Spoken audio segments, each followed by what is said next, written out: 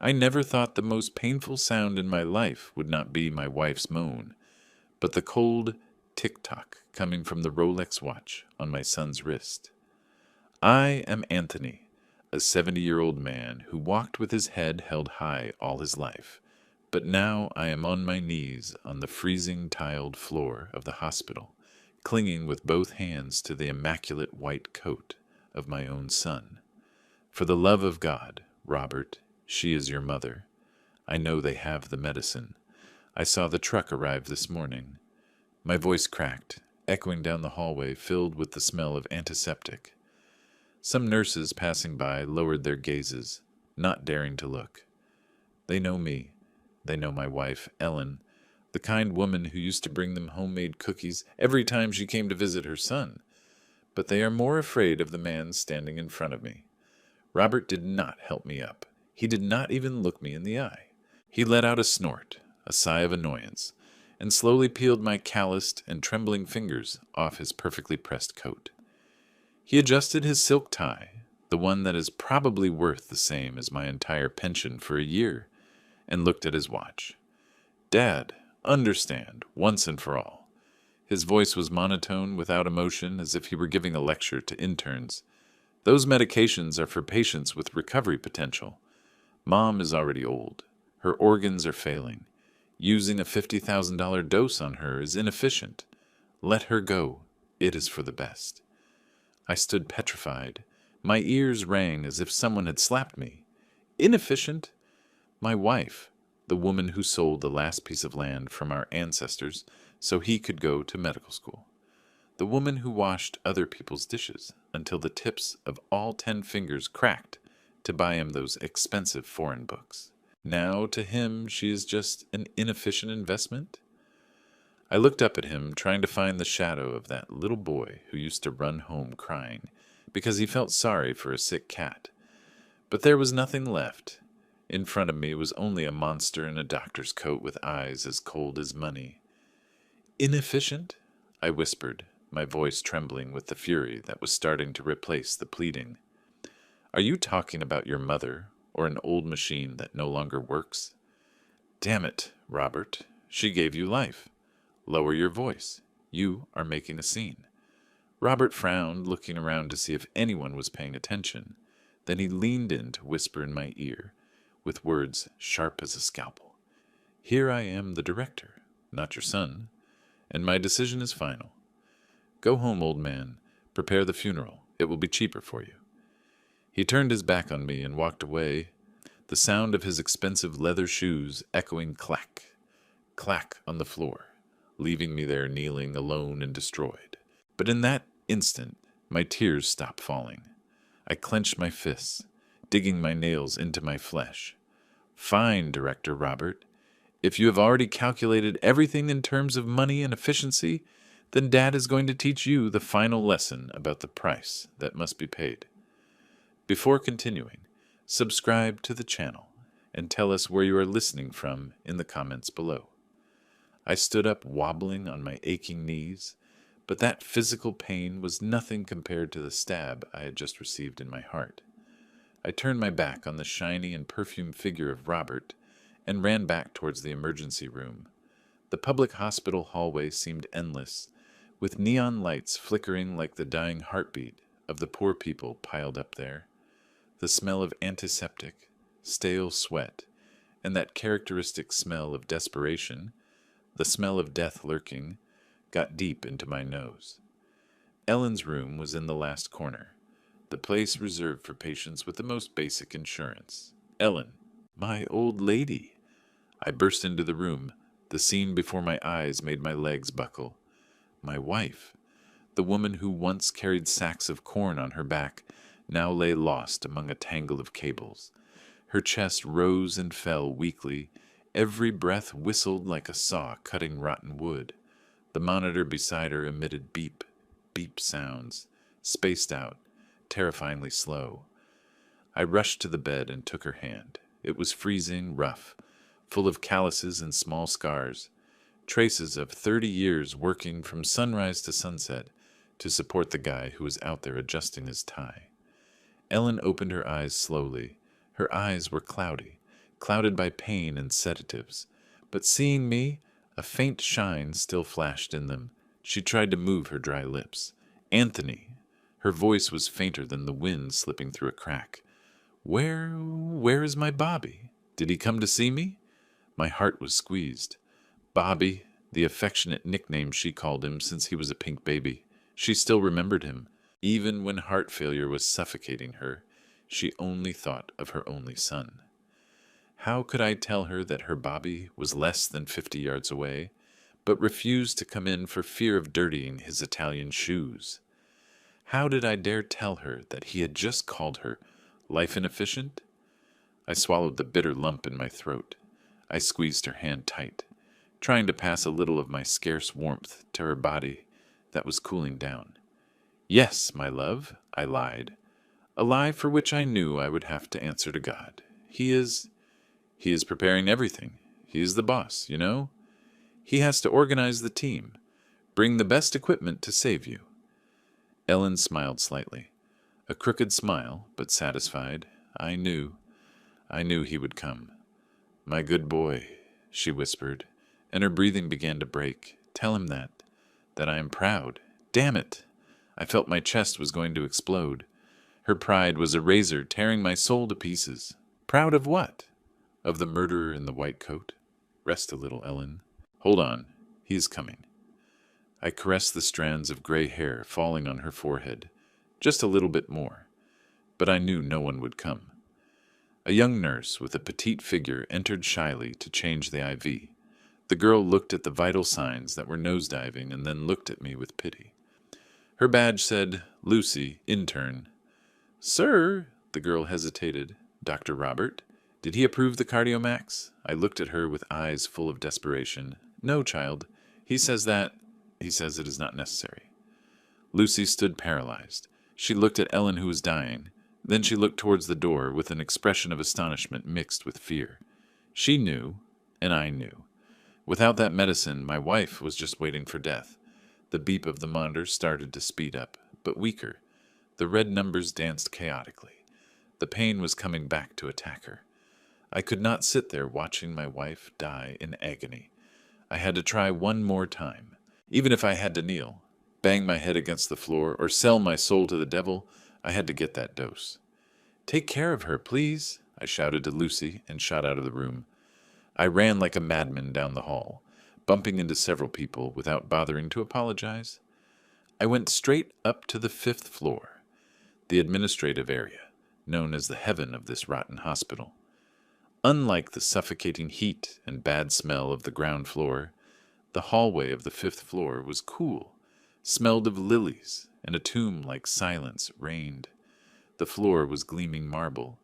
This was Robert's kingdom.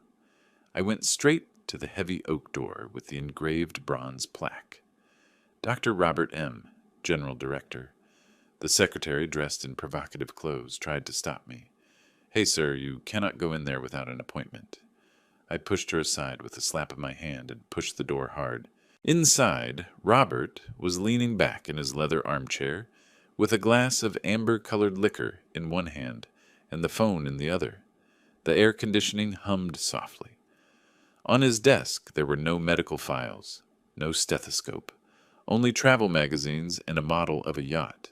He was startled and hung up the phone hurriedly upon seeing me panting in the doorway. What the hell are you doing here? I told you to leave.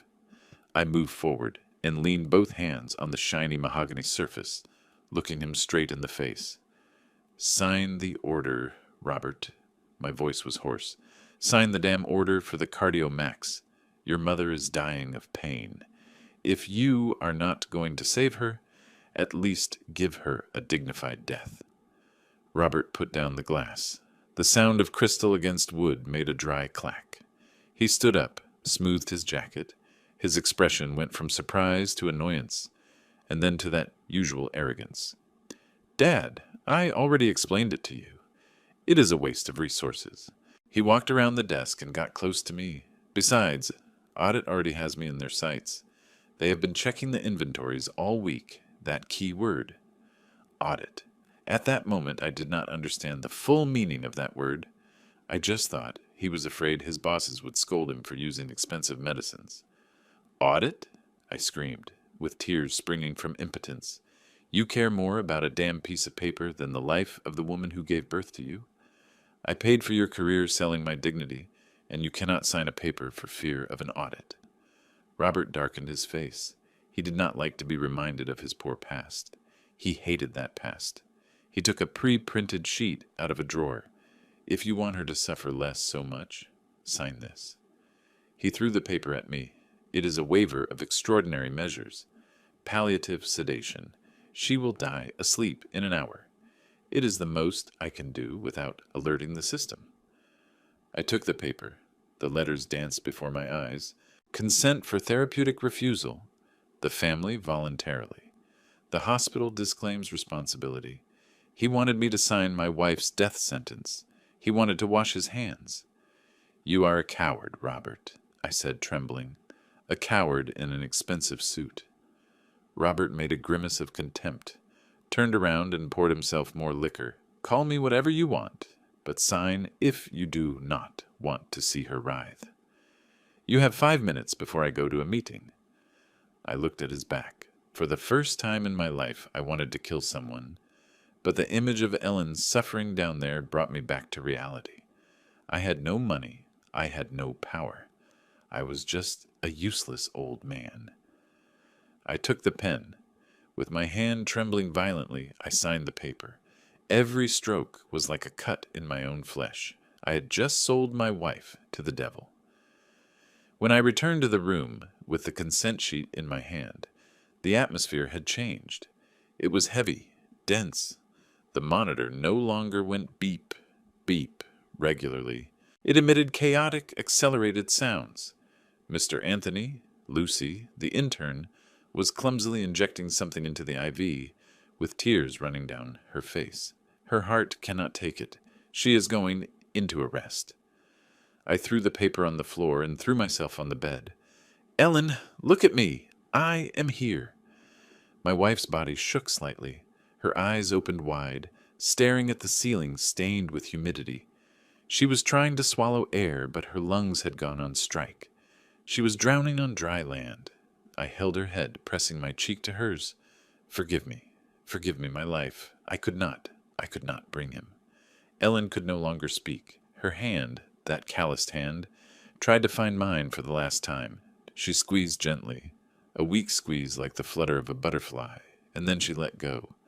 And then the most terrifying sound in the world rang out, a long, monotone, infinite beep, the sound that announces the end of a life. The green line on the screen ran straight, cold like the highway to hell. Lucy stopped, dropped the syringe, covered her face with her hands, and broke down crying inconsolably. I am sorry. I am so sorry. We had nothing. The shelves were empty. I did not cry. Strangely, at that moment, I did not cry. My tears seemed to have dried up when I signed that paper. I closed my wife's eyes slowly. Her face in death still preserved a trace of pain, but also a strange peace. She had freed herself from this miserable life, and had freed herself from the cruel truth about the son she adored. I leaned in and kissed her forehead for the last time. Her forehead was starting to get cold. Rest, Ellen. Nothing hurts you anymore. I stood up and picked up the consent sheet from the floor. I looked at my scrawled signature, then I looked at the ceiling, where the neon light kept flickering without a soul. In the silence of death, I heard laughter coming from the distant hallway, the noise of traffic outside, and someone's ringtone that had just sounded. The world kept turning. My son was surely preparing to go to his meeting, or rather to have dinner at some fancy restaurant. He let his mother die. It was not destiny. It was an administrative decision. Inefficient. I turned to Lucy, who was still crying. Child, my voice sounded strangely calm. Did you say the shelves were empty? Lucy looked up, nodding through tears. Yes, sir. There should be 50 boxes of Cardiomax that arrived today. But when I went to look, there was nothing. Only dust. I nodded slowly. Everything started to connect in my head. Audit. Empty warehouse. Not signing the order. He did not save his mother not because he did not want to spend money buying the medicine. He did not save her because the medicine was no longer there. If he signed the order to use the medication, they would go to the warehouse to look for it, and they would discover that it was empty. To hide his theft, he preferred to let his mother die with a diagnosis of natural death. The pain in my heart suddenly transformed into something else. Something colder, harder, like red-hot steel submerged in ice water. I turned to look at my wife's body. I put my hand over my left chest, where my old heart beat with rhythms of fury. "I swear to you by the memory of our love, Ellen," I whispered, and my voice resonated in the room full of death. "This does not stay like this. We raised a monster, yes, but I am the monster's father, and I will be the one to destroy him." 2 days later, Municipal Funeral Home. Robert rented the most luxurious viewing room. There were white lilies everywhere, so many that their scent made me nauseous. He wanted to hide the smell of hypocrisy. I was sitting in a corner on a hard wooden chair, clinging to my cane. I was wearing my old black suit with frayed shoulders, the only suit I had since my niece's wedding 10 years ago. In total contrast to me was Robert. He was standing next to the coffin, resplendent in a jet-black Armani suit, with his hair gelled and shiny. He looked more like a movie star than a morning sun. Next to him was his wife, my daughter-in-law, the woman who never called Ellen Mom, only that lady. She wore huge dark glasses, even though we were indoors, and held a handkerchief, dabbing the corner of her dry eyes. The guests arrived in a procession, pure doctors, health officials, powerful people. They did not come to say goodbye to Ellen, the woman who sold street snacks and whom they never met in their lives. They came to shake Robert's hand. I watched them all, vultures disguised as people. "My deepest condolences, Dr. Robert." A fat, bald guy, full of gold rings, patted my son on the shoulder. "Your mother must have been a saint to raise a genius like you." Robert bowed his head. His shoulders shook. He was crying, or at least he was acting the crying scene. "I did everything humanly possible, Mr. Charles." Robert's voice cracked, echoing throughout the room. "We brought specialists. We used the best equipment, but God wanted her by his side. Her heart was very tired from giving so much love. First-class acting." I squeezed the handle of the cane until my knuckles turned white. "You did everything? You killed her." I wanted to get up, scream in his face, unmask him in front of everyone. But I held back. The anger of the moment would ruin the greater plan. I remembered my oath before my wife's corpse. I needed patience. I needed proof. A distant relative, Aunt Mary, sat next to me. She took my hand, whimpering. "Oh, Anthony, what a good son you have. Look how he suffers. The poor thing looks destroyed. He even paid for all this luxury funeral." Ellen must be smiling from heaven. I turned to Aunt Mary, then looked at Robert, who was hugging an official, with his face bathed in tears but taking a quick peek to see if any reporter was taking photos. "Yes, Mary," I replied with an icy voice, and a bitter smile was drawn on my lips. "He is a first-class actor. They should give him an Oscar, not a medical diploma." Aunt Mary looked at me bewildered, thinking I was delirious from grief. Suddenly, Robert walked towards me. The crowd parted. He knelt in front of me. An act of filial piety, perfect for the cameras that were pointing. He took my hands, those hands that 2 days before he had pushed away with disgust. "Dad, you are not alone. You have me." I looked deep into his eyes. This time he did not avoid my gaze.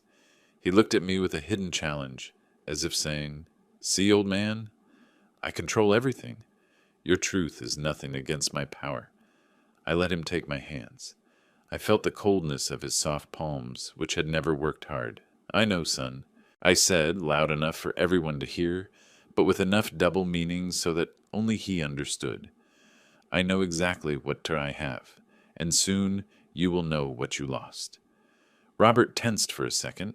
There was a flash of confusion in the back of his eyes, but he quickly recovered his facade of pain and hugged me. In that fake hug, I smelled his penetrating perfume that overshadowed the smell of incense. And I also smelled fear. He was afraid, awed it. He feared the ghost of the audit, and he should be afraid, because the true auditor was not those guys in suits in government offices. The true auditor was me, and the inspection of my life was about to begin. The house was terrifyingly empty. After the funeral, when the last relative left with their empty consolations and some sandwiches to go, silence fell like a slab on my chest. I sat in the small kitchen where Ellen had cooked for 40 years. Her smell of corn dough, cheap soap, and sour sweat from work still hung around there, but she was no longer there. On the table, covered with an old plastic tablecloth, was a cardboard box. I was gathering her things. There was not much. Worn clothes, a wooden rosary, and the family album with bent corners. I opened the album. The dust of time rose, dancing in the ray of afternoon sun coming through the window. The first photo that fell out was from 30 years ago. In the photo, Ellen was laughing, a radiant smile, white teeth, eyes shining with hope. She was hugging a skinny, dark-skinned boy, Robert. The boy was wearing a white shirt that was too big for him and holding a best student diploma from school. That was the day we sold the grandparents' land in the village. I remember that afternoon as if it were yesterday. The real estate agent haggled us down to the last penny. He knew we urgently needed the money for Robert's medical school tuition. He threw the wad of bills on the table, looking at us as if we were beggars. Anthony, Ellen told me that night, while she rubbed ointment on her hands, cracked from washing so many dishes at the restaurant. Land is lost and can be bought again, but our son's future cannot wait. He is going to be a doctor, Anthony. He is going to save people. He will not have to bow his head to anyone like us. She was half right. He became a doctor. He did not have to bow his head to anyone. But to achieve it, he trampled on our backs. I moved to another photo. Robert at 10 years old. He was bandaging the paw of a stray dog that had been run over. Back then, he cried his eyes out.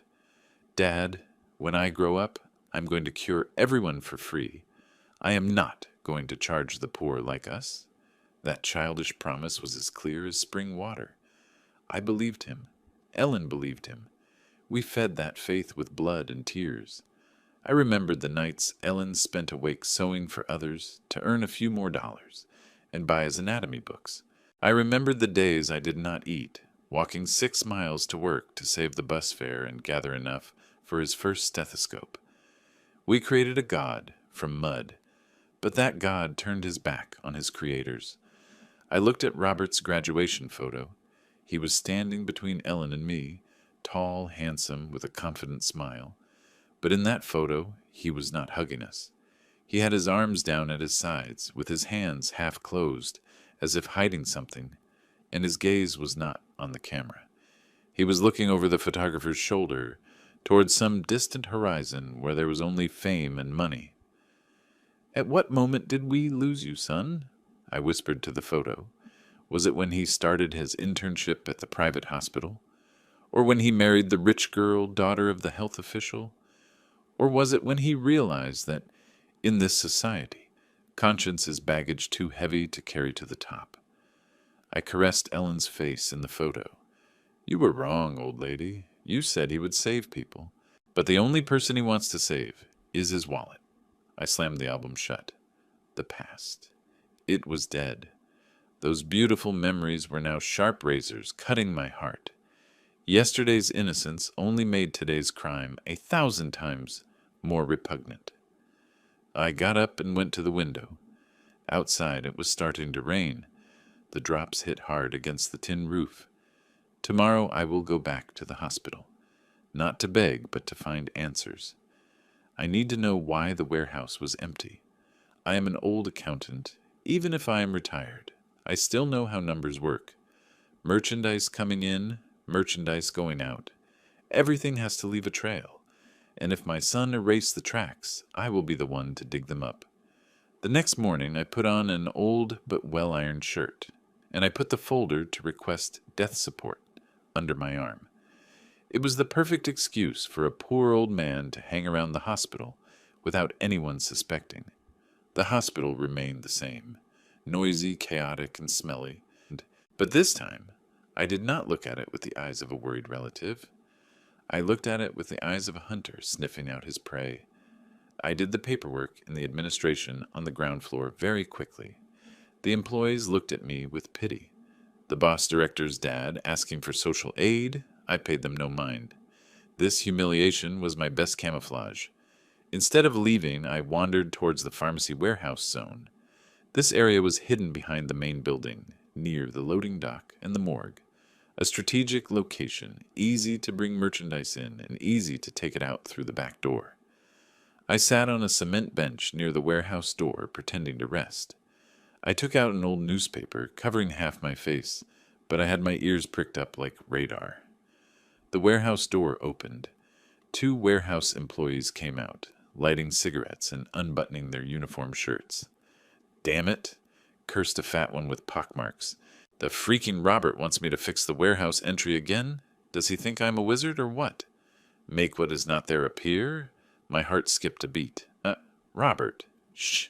Lower your voice, dude." The other one, skinnier, looked nervously to the sides. "Do you want to get fired? That lot of Cardio Max is worth a fortune. I heard he moved it to that chain of private pharmacies over in the hills." "I know. But the problem is that Audit is sniffing around.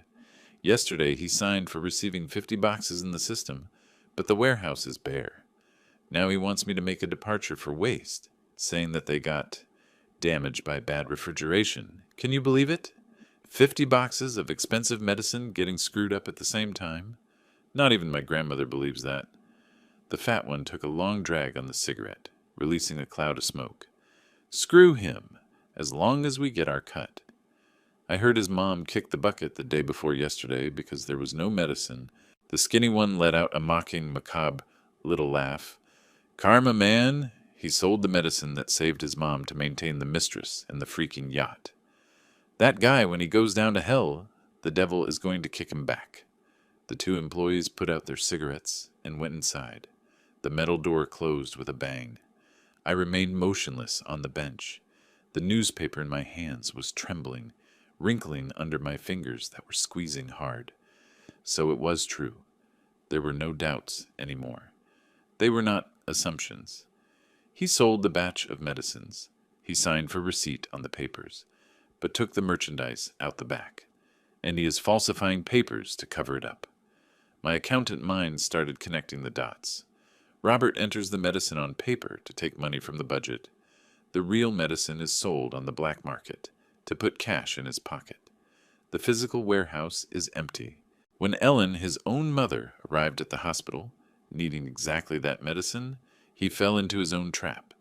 If he prescribed Cardio Max, the nurse would go down to the warehouse and see it was empty. The cat gets out of the bag. Audit enters. They see the ghost entry. He goes to jail. His solution: do not prescribe. Excuse. Inefficient. Budget saving. Result: Mom dies. But the secret is saved. I felt like vomiting. A nausea rising from the bottom of my stomach. Acidic. I doubled over and vomited everything into the hospital planter. My son is not only corrupt. He put his mother's life and the safety of his director's chair on a scale, and he chose the chair. He killed his mother to protect a theft. I wiped my mouth with my sleeve. Tears were welling up, mixing with the sour taste of bile. I stood up. I needed one more piece, a living witness, and I knew who to look for. I waited until 7 at night. The shift change. It was starting to drizzle. The chill of dusk soaked my old bones. I stuck to the wall under the awning of a little coffee shop in front of the hospital door, where the poor interns gather because the coffee is cheap and there is free Wi-Fi. Lucy came out. She looked haggard, with deep dark circles after a long shift. She was walking alone, small, lost in a wool sweater that was huge on her. I stood in her path. Lucy. She jumped. She dropped her umbrella. When she recognized me, she turned pale. "Mr. Anthony, can I buy you a coffee?" I said, soft but firm. "Just 10 minutes. I need to talk about Ellen."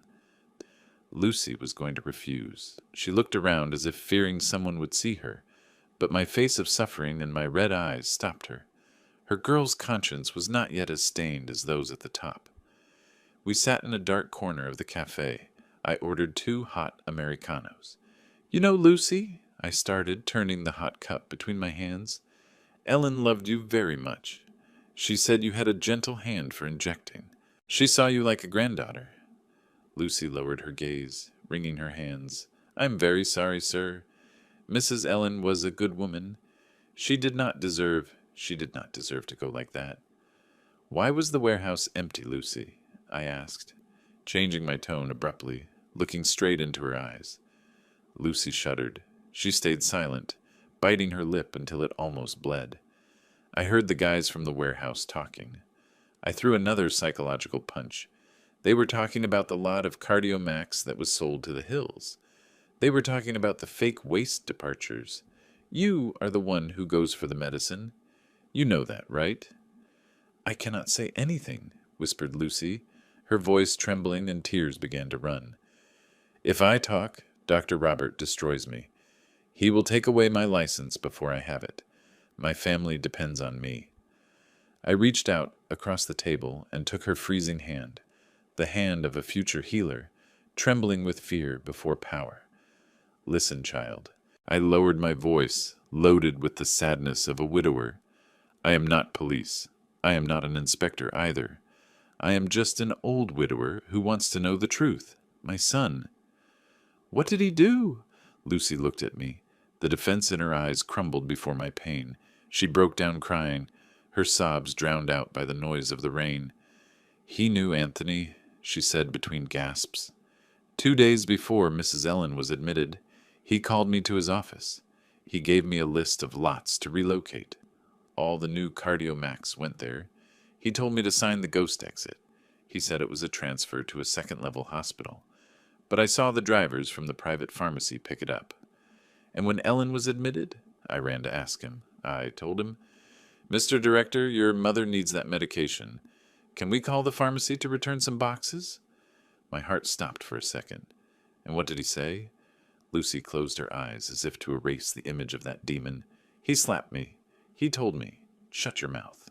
If you open your beak about where that lot is, I am going to blame the theft on you. My mother is already old.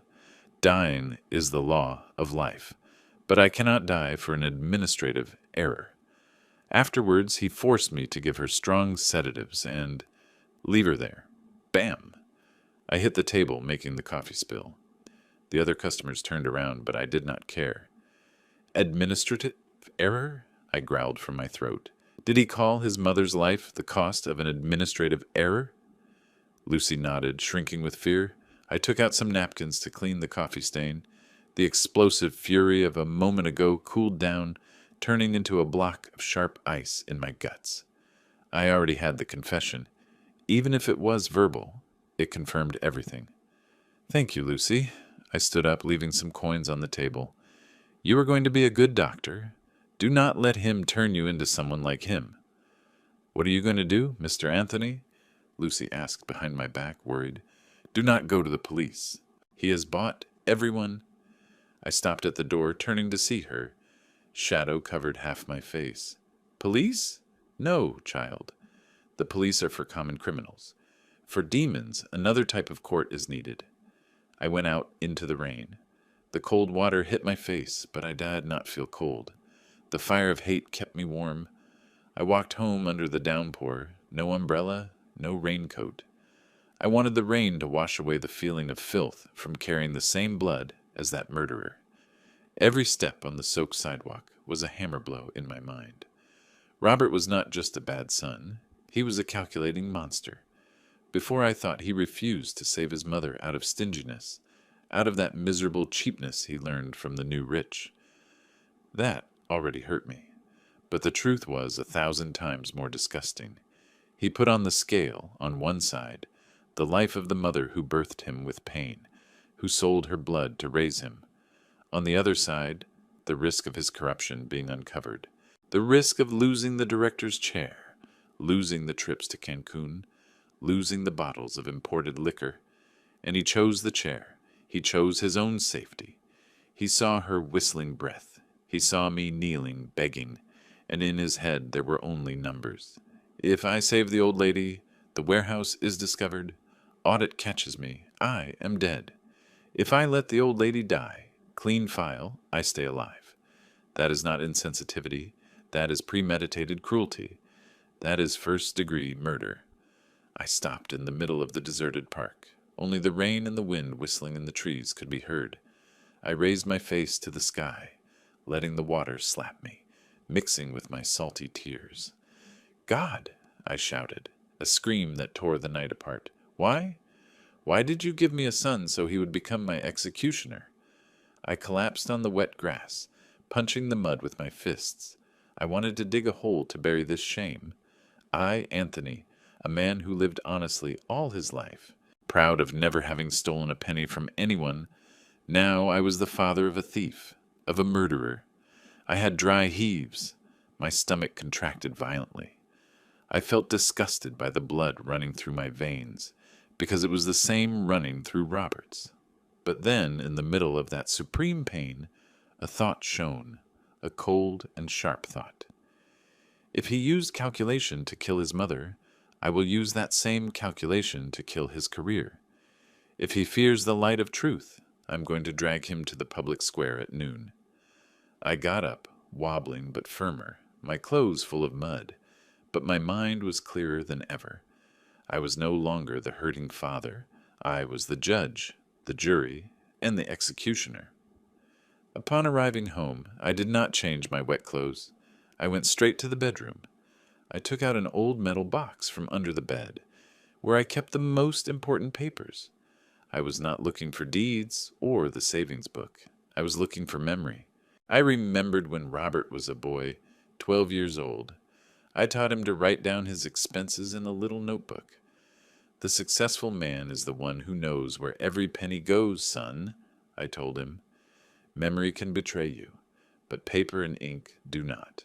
He learned that lesson too well, sickly well. Robert has a habit, a mild obsessive-compulsive disorder, OCD. He always writes everything down, every income, every expense, every dark deal. He believes writing gives him control over his life, makes him feel safe. He never trusts computers or the cloud. Those things can be hacked. He only trusts his black leather notebooks that he always carries, or guards very well. That notebook, the Devil's Ledger, I know where it is. In his luxurious mansion in the hills, in the oak-paneled office, there is a safe embedded behind the painting of the horse. The last time I went, 3 years ago, on my grandson's birthday, which was actually the pretext to show off to his friends, I saw him open the safe. He was drunk and babbling about his wealth. He opened the box to take out an expensive bottle. And I, with my old accountant observation habit, saw the combination. It was not his wife's birthday. It was not his son's. It was his own birthday. Rufamid, 11/1980. Typical of Robert, the guy who loves himself more than anything in the world. He believes the day he was born is the most important day in the history of humanity. I sat at the dining room table. I took a white sheet and a pen. I started drawing the plan of Robert's house from memory. The main entrance has security and cameras. Cannot do it. The service entrance. Maybe. But the best way is to enter through the big door with dignity, like a senile and pitiful old father who visits his son after the funeral. I looked at the clock. 2 a.m. Outside the rain had stopped. I taught you to be orderly, son, I murmured, running my finger over the plan. And that order will be your grave. Lucy said the police were bought. True. If I go to the police now, Robert finds out. He destroys the notebook, silences the witnesses, and I end up as a crazy, slanderous old man. I need that notebook. I need to photograph every page, every number, every line of his confession. And I need a stage bigger than a police station. I remembered Charlie, that fierce investigative reporter whom Robert sued for writing about drug prices. Charlie swore that someday he would unmask Robert. I already had an ally, I already had a target, and I already had a plan. Tomorrow I am going to play the role of my life, the role of an old and weak, senile father who comes to ask his son for old clothes. Wait for me, Robert. Dad is going to visit you. The Hills Zone the home of the upper class, where the air seems filtered of all the dirt of poverty. I stood in front of the gate of Robert's mansion, a miniature castle with 10-foot walls covered in vines and a security camera system blinking incessantly. Standing there, I felt like a stain of dirt in a perfect oil painting. I rang the bell. The intercom buzzed with static. Yes? Who is it? It is me, Anthony, Dr. Robert's dad. There was a long silence. I knew they were scanning me through the camera monitor. I shrank on purpose, hugging my chest, and coughed a couple of times, playing to perfection the role of a senile old man, lonely and worthy of pity. The heavy iron gate groaned open. I entered the front yard paved with slate. A shiny black Mercedes and a fire-red Porsche were parked there with arrogance. There is the money from your mother's medicines, I thought, but my face kept that expression of suffering and helplessness. Sarah, Robert's wife, came out to open the door. She was wearing a transparent silk dress and holding a glass with that green smoothie rich people drink to detox. She looked me up and down, stopping her gaze on my mud-filled shoes, with a disgust she did not bother to hide. "Oh, father-in-law," she said with a sweet voice, fake like sweetener. "Robert is not here. He is at the golf club with the Secretary of Health." "I know, darling." "I know," I said with a trembling voice. "I do not come to bother him. It is just that I miss Ellen a lot, and I thought maybe I could take some of her old photos, or that blanket she liked, to feel her close."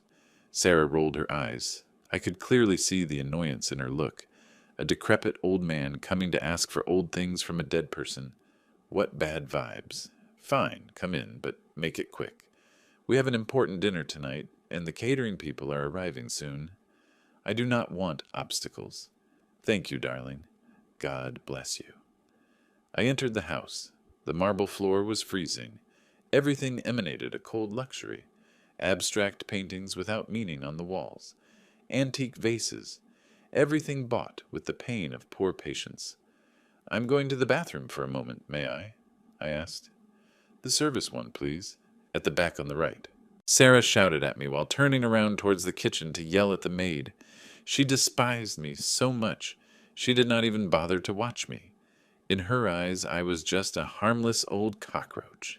That was her fatal mistake. I walked towards the hallway, but I did not turn towards the service bathroom. I turned left, towards the wooden staircase that led to Robert's office. My heart was beating 1,000 times a minute in my chest, but my steps were light like those of a stray cat. I went up every step. 1, 2, 3.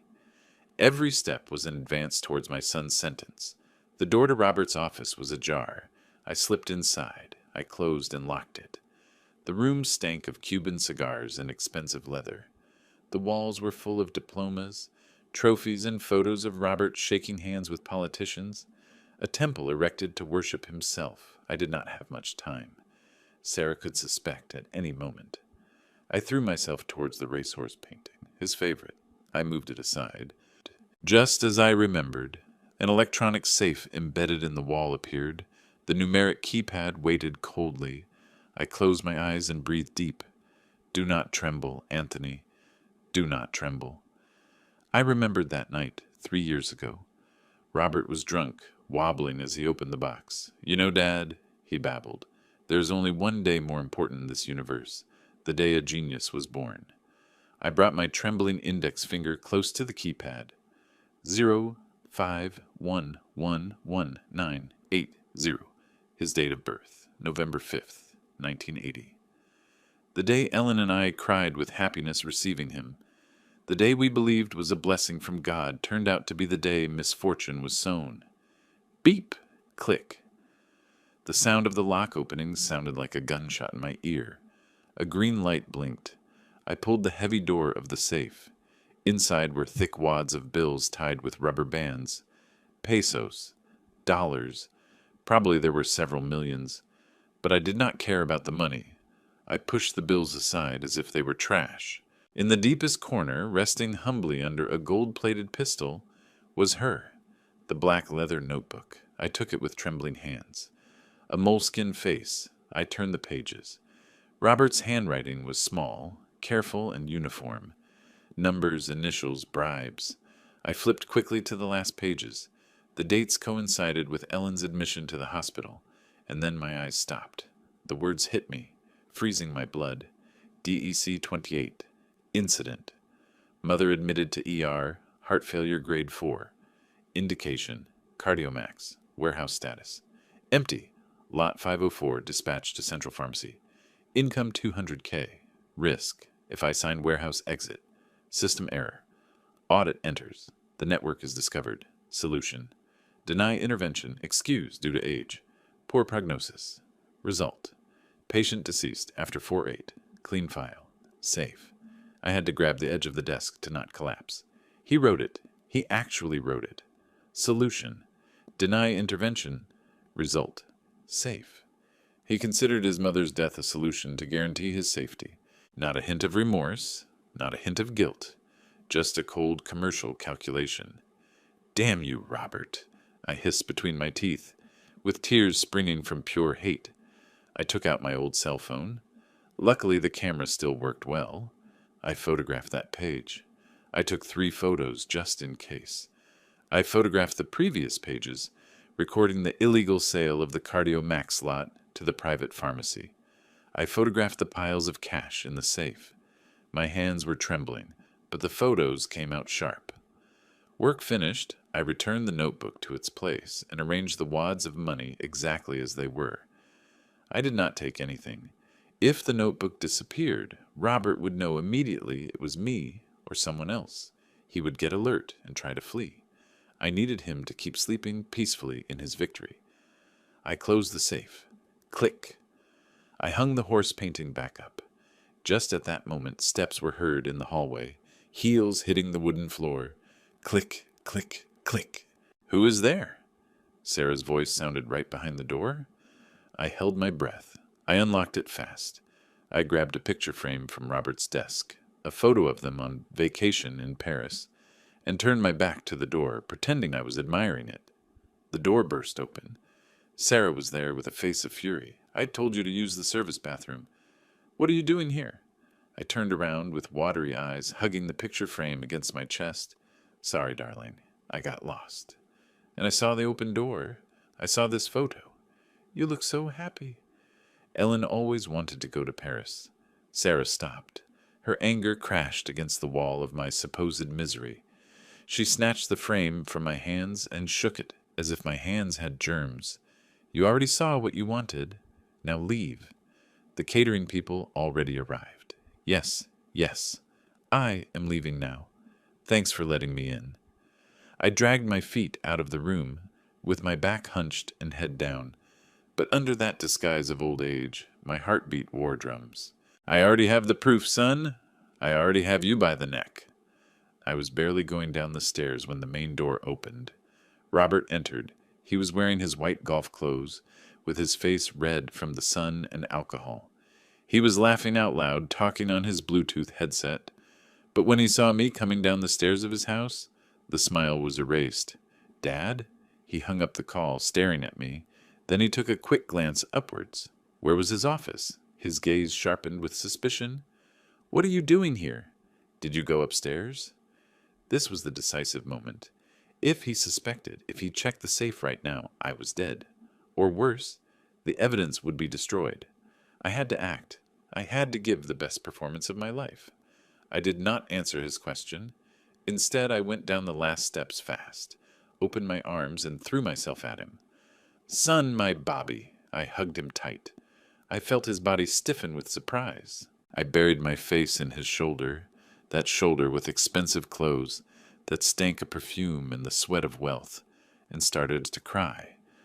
What is wrong with you, old man? Let go of me. He tried to push me, but I hugged him tighter. Your mother, I sobbed. Your mother visited me in dreams last night, Robert. Robert's body relaxed a little. Mentioning his mother still had some shock value, or rather guilt. What? What did she say? I let go. I took him by the shoulders and looked him deep in the eyes with the sincere and ignorant expression of a superstitious man. She said she forgives you. Robert blinked several times. Forgive me? Why? For not being able to save her? I said fast. She knows you did your best. She said not to carry guilt, that she understands you are an important man, that you have to make difficult decisions. She said, tell my Bobby to keep being successful, that his success is my peace.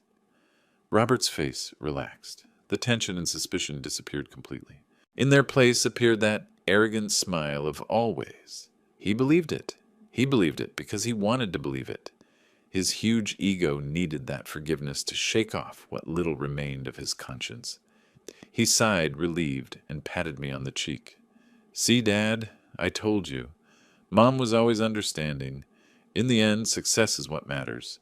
She wanted me to succeed, not to be a poor village doctor. Yes, son, you're right, I nodded repeatedly. Robert took out his wallet, a bulging crocodile skin wallet. He took out a wad of bills, pure brand new $500 bills. It would be about $5,000. Here. He put the money in my shirt pocket, right over my heart. Buy yourself something nice. Or better yet, fix those clothes for God's sake. You look like a beggar, and stop coming here without warning. You scare Sarah. I touched the wad of bills in my pocket. It burned like hot coal. This is the money from the sale of your mother's life. It is the money from the medicine of the dying. I wanted to throw it in his face. I wanted to spit on that stuck-up face. But I held back. Thanks, son. You are so generous. I smiled. A smile that I hoped looked like gratitude, and not the smile of death. Well, leave now. I have to shower. He turned his back on me and went up the stairs, whistling loud. He had not the slightest idea that the old beggar, who had just left his house, carried in his pocket a phone with the evidence that would rot him in jail. I left the mansion gate. It was not raining any more, but inside me the storm was just beginning. The newsroom of the Daily Truth was in a sleazy neighborhood, with walls full of graffiti. It was a sensationalist tabloid specialized in uncovering scandals, the only place that dared to publish what the big newspapers, maintained by government advertising, did not touch. I looked for Charlie. Charlie was a middle-aged reporter with a neglected beard, always with a cigarette in his mouth and the smell of coffee impregnated in his clothes. 3 years ago, he wrote a series of articles about the inflated prices of cancer drugs in Robert's hospital. Result? Robert sued him for defamation. Charlie lost his job at the big paper. His wife left him, and now he had to hide here. When he saw me enter, Charlie narrowed his eyes and took his feet off his desk full of papers. Mr. Anthony, he recognized me, the father of the great doctor. If you come to threaten me again in the name of your son, I warn you I do not have money for lawyers. I pulled up a chair and sat in front of him without saying a word. I took out the cell phone and put it on the table. Look at that, I said dryly. Charlie looked at me with distrust. Then he took the phone. He swiped the first photo, the safe full of money. His eyes opened a little. He swiped to the second, the notebook page recording the illegal sale of CardioMax. Charlie sat up straight in the chair. The cigarette fell from his mouth to the floor. And when he got to the third, the diary about Ellen's death, he froze. His hands started to tremble, just like mine in Robert's office. Mother of God, exclaimed Charlie. He looked at me, and then again at the phone. This is pure dynamite. He wrote his own confession. Enough to put him in jail? I asked. Charlie smiled, a ferocious smile. To jail? Mr. Anthony, with this we are going to bury him alive. It is not just corruption, it is homicide. Matricide. Public opinion is going to destroy him. He grabbed his computer and started typing frantically. Then he stopped. But wait. If we publish it now, he will deny everything. He will say the photos are fake, that the notebook is fake. He will use money to silence the newsroom. Or worse, he will leave the country before the police issue the arrest warrant. I know, I nodded. That is why I do not want to publish it now. So what do you want? I want him to die standing up. I want him to collapse just when he is at the highest point. I leaned into Charlie's ear and whispered my plan. About the gala tonight to honor the Doctor of the Year. about how Robert wants me to go as decoration, about the giant projector screen. Charlie's eyes shone. The excitement of a predator was evident on his face. You want to do a public execution on live television? Exactly. It is very risky. But, Charlie hit the table with his fist, if it works, it will be the biggest blow in the history of Mexican television. I have a friend in the technical area of the TV station. We can change the video file of the tribute. And I have an old contact in the prosecutor's office. I'm going to take this file to him right now. He hates corruption. When the program airs, the arrest warrant will be signed. Charlie stood up and extended his hand. His hand was stained with ink, but it was warm. We will do it, Mr. Anthony. For Mrs. Ellen. And for my career, too. I shook his hand. For justice, Charlie. Only for justice. December 31st, New Year's Eve. The city lit up. Firecrackers sounded in the distance. People were preparing for the party. To eat the grapes at midnight. And I was preparing for the funeral of my son's career. I stood in front of the mirror in my rented little room. I put on the old black suit, the same one from my wife's funeral. I combed my hair and put on a little cheap lotion. The phone rang. It was Robert. Are you ready, old man? His voice was cheerful. With a touch of alcohol, he was drunk on victory. The driver is outside. Do not keep me waiting. Today is my big night. I'm ready, son, I replied calmly. It will be an unforgettable night. I hope so. Remember. When they say my name, smile and wave at the camera. Let them see I am a good son. I hung up. I touched the inside pocket of my jacket. There I had a small USB drive that Charlie gave me in the afternoon. In case the technical guys fail, Charlie warned me, look for a way to put this in the control computer if necessary. But relax. My colleague already has everything ready. You just sit and enjoy the show. I went out to the car. Robert's luxurious car was waiting for me. The driver looked at me through the rearview mirror with that familiar contempt. The car glided into the night. Fireworks started to explode in the sky. Bright flashes, but ephemeral. Just like my son. I looked out the window and saw my reflection. A 70-year-old man. Alone. About to destroy his only son with his own hands. Did it hurt? Yes. It hurt as if my guts were being ripped out. But every time the pain surged, the image of Ellen dying in bed, the beep sound of the monitor and the phrase, "Solution, deny, intervention," appeared, turning the pain into cold determination. The car stopped in front of the National Convention Center, red carpet, camera flashes blinking nonstop. Robert was there waiting for me, radiant like a king with his wife Sarah stunning by his side. He waved at me. Dad, come here. I breathed deep. The freezing air of the last night of the year filled my lungs. I got out of the car. I stepped on the red carpet. I smiled. The final act had begun. The grand ballroom of the five-star hotel was overwhelmingly luxurious. Hundreds of expensive scented candles perfumed the air, mixing with the smell of champagne and designer perfumes. Huge crystal chandeliers hung from the ceiling, like bright eyes judging the crowd. I was sitting at the VIP table, right next to the stage, the place of honor for the Father of the Year. But I felt like I was sitting in the electric chair. Around me were the most powerful faces of the city's health sector.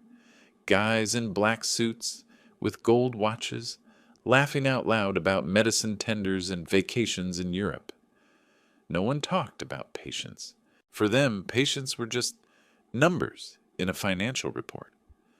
Robert sat next to me without letting go of the glass, with his face red from euphoria. "Look, Dad," he whispered, pointing with his chin to the Secretary of Health who was approaching. "That man is going to sign my appointment to the National Council tomorrow. I am going to be untouchable." "Untouchable?" I repeated, squeezing the glass of water. "May God hear you, son." The clock on the giant screen marked the countdown. 11:50 p.m. Only 10 minutes left until New Year. 10 minutes to the moment of glory. Charlie sent me a message to my old cell phone. All set. Wait for my signal. I looked around the room. In a far corner in the technical area, I saw fleetingly Charlie's shadow, with a fake staff badge, standing next to the sound console. He nodded slightly to me. My heart beat like a war drum, but my face continued with that paralyzing calm. The presenter, a famous host with an industrial smile, came out on stage.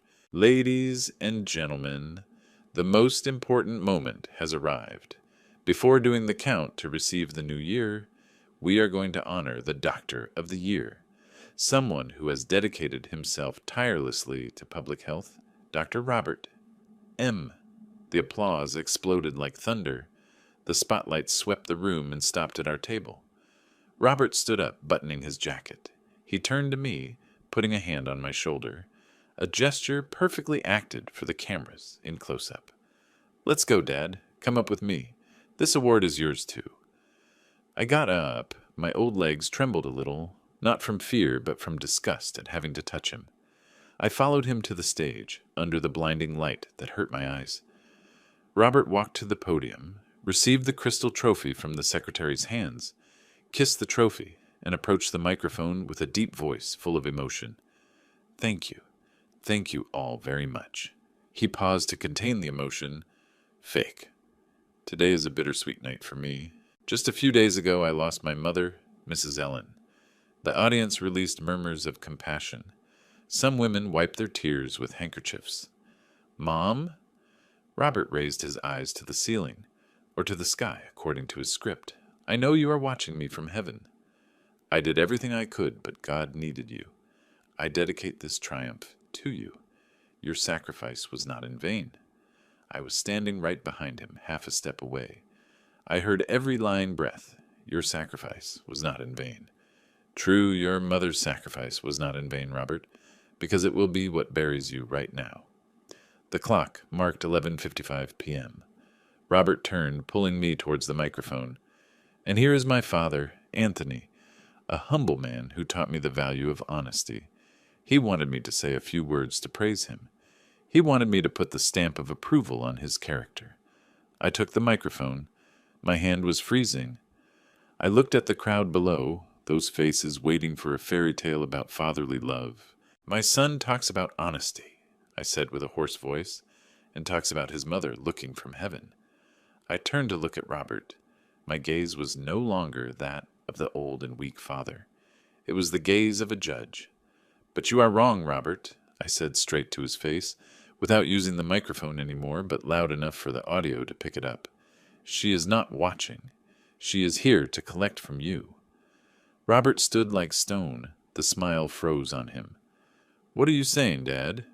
At that moment, the lights in the room went out abruptly. The giant LED screen behind us, where the touching video of Robert's career was supposed to play, suddenly filled with static. Hiss, hiss. The whole room fell into sepulchral silence. Then an image appeared, sharp down to the last detail. It was not a photo of Robert consulting patients. It was the photo of a notebook sheet written by hand on cream-colored paper. The handwriting careful, familiar. The zoom text hit the eyes of hundreds of people. DEC 28. Incident, Mother admitted. Warehouse empty. Sold. Solution. Deny treatment. Excused due to old age. Result. Safe. Clean file. The murmurs started buzzing like a disturbed honeycomb. What is that? Deny treatment? Sold? Robert turned sharply to see the screen. The blood drained from his face. The crystal trophy slipped from his hands and fell to the stage. Clank. The sound of broken glass was shrill, but the nightmare did not stop. The image changed to the next slide. The photo of the safe overflowing with cash. And next to it, a detailed record of CardioMax transactions to the black market, with Robert's own stamp. And the final blow. An audio recording started to play. Robert's voice, unmistakable, rumbled through the high power speakers of the room. It was the recording I made secretly in his office when I begged him the first time. Audit is falling on me. I'm not going to risk my career for one more night of an old woman's life. It is inefficient. The room exploded. Screams, insults started to sound. Murderer! Wretch! Robert backed away, grabbing his head with his hands, shaking it hard as if wanting to remove that sound. He looked around looking for an exit, but the spotlight had him pinned like a criminal on the cross. He turned to me with bulging eyes. "You!" he screamed, lunging at me. "It was you, crazy old man. You set a trap for me." He tried to grab me by the lapels, but I stood still without flinching. I looked at him like one looks at a rabid dog dying. "It was not a trap, son," I said calmly into the microphone, and my voice overshadowed his screams. "It was an audit, and you failed." From the wings came Charlie. He no longer had the look of the unemployed journalist. He took a microphone with a powerful voice. "Ladies and gentlemen, the man you have in front of you, the Doctor of the Year, sold the medicine that saved his own mother to buy himself the Rolex he is wearing. He let his mother die in agony just to cover up his corruption." Robert went crazy. He snatched the microphone from me, screaming at the furious crowd, "Lie! It is all a lie! It is a setup! My father is senile. He does not know what he is doing. Those audios are fake, made with artificial intelligence." He turned to the Secretary of Health, who was standing stunned next to the stage, pale. "Mr. Minister, tell them. You know me. I am Robert." The minister backed away, looking at him as if he were infected trash. He turned his back and walked away, signaling the bodyguards to block Robert. Sarah, his wife, had already disappeared from the table a while ago. She did not want to sink with the ship. Robert was left alone in the middle of the stage. His Armani suit now looked like a clown costume. He looked at me one more time. This time, in his eyes, there was no longer aggression, but the absolute panic of an abandoned child. "Dad," his voice trembled, tiny among the boos. "Why, I am your son. I am your Bobby." I approached him for the last time. "My Bobby died a long time ago," I said with an icy voice, but my tears ran free. "He died the same day your mother sold that land. The one standing here is just Dr. Robert, and Dr. Robert has to pay for his patients." Just at that moment, the big doors of the room burst open. It was not the common police. It was the special team of the Attorney General's office. They wore bulletproof vests, armed to the teeth, as if they were going to catch a drug lord. Charlie did better than expected. He took the file straight to the general prosecutor, who needed an exemplary case to clean up the health sector. A man in a gray suit, with a serious face, went up on stage showing his badge high. "Robert M., you are detained."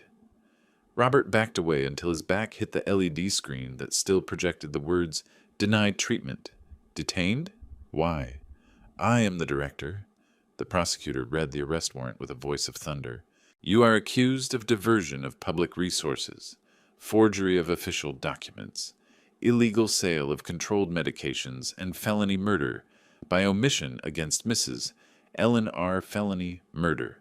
That phrase fell like a sledgehammer. The crowd went silent. It was no longer corruption. It was murder. Two policemen approached, twisting Robert's arms behind his back. The dry click of the handcuffs sounded, the most beautiful sound I had heard since my wife died. Robert kicked, with his face purple. "Do not touch me. Do you know who I am? Dad, do something. Tell them it is a mistake. Dad," he called me. When he was in glory, he was a son of heaven. When he fell into disgrace, he remembered he was my son. I stood still with my hands in my pockets, watching them drag him away. When he passed by me, he looked at me with a desperate plea. "Dad, please." I took out of my shirt pocket the wad of $5,000 he had given me at his house. I threw the money in his face. The blue bills flew like dead leaves. "Take it," I told him. "Use it to buy lawyers, because you can no longer buy your mother." They took Robert out the door. The sirens of the patrol cars howled outside, mixing with the fireworks thundering to welcome the new year. 0, 0, 0, 0. The new year had arrived, a new year without Ellen and without my son.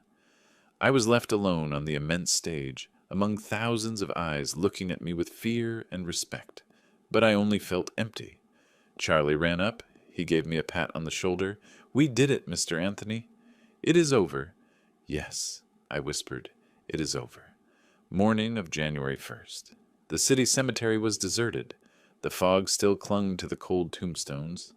I stood in front of Ellen's freshly dug grave. The earth was still red and fresh.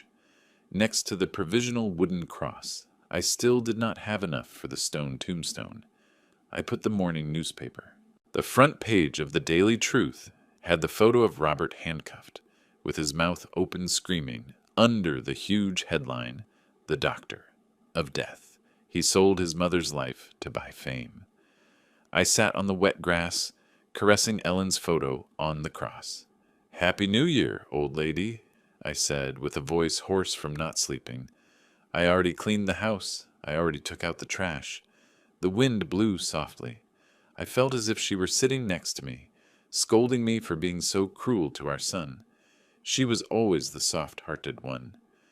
"Do not blame me, Ellen," I justified myself to the nothingness. "He is no longer our son. Our son died the day he said your life was inefficient." I put my hand in my pocket and took something out. It was the last $500 bill that was left over, one that got stuck in the seam when I threw it last night. I lit the lighter. The flame licked the polymer bill. It shrank, sizzled, and released a black and smelly smoke. I looked at the bill, the symbol of Robert's success, turning into ashes right over his mother's grave. I stood up, adjusting my old hat. I no longer have a wife. I have no son. I have no family. I only have my conscience left, an invisible heritage that does not buy bread, but that will help me sleep well tonight. I turned around and walked away, letting the ashes fly with the wind. In the end, the only medicine Robert could not steal was conscience, and for that lack, my son died while still alive. If this story has captivated you, like the video, subscribe to the channel, and share your thoughts in the comments. To hear the next story, click on the box to the left of the screen. Thanks for watching.